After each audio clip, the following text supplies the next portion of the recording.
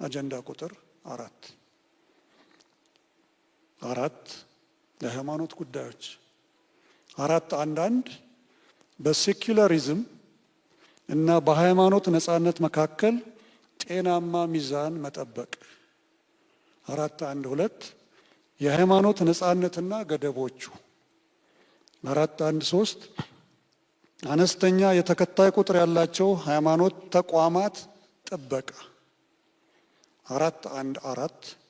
ከባህልና ከሃይማኖታዊ እሴቶች ጋር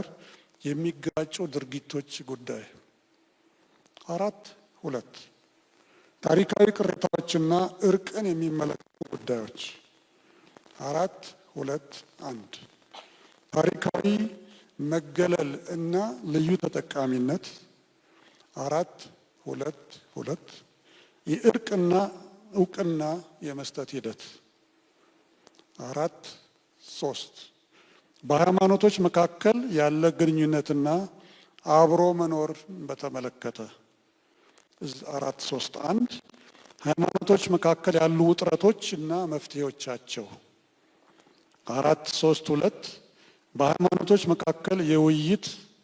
እና ምክክር ዘዴዎችን ማጠናከር 4.4 ሃይማኖት በሕዝብ ሕይወትና ማህበራዊ አገልግሎቶች ውስጥ ያለውን መስተጋብር በተመለከተ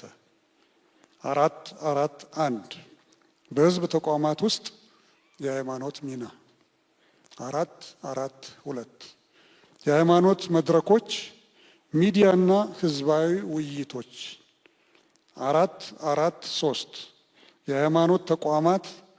የድምፅ አጠቃቀምና የህብረተሰብ መብት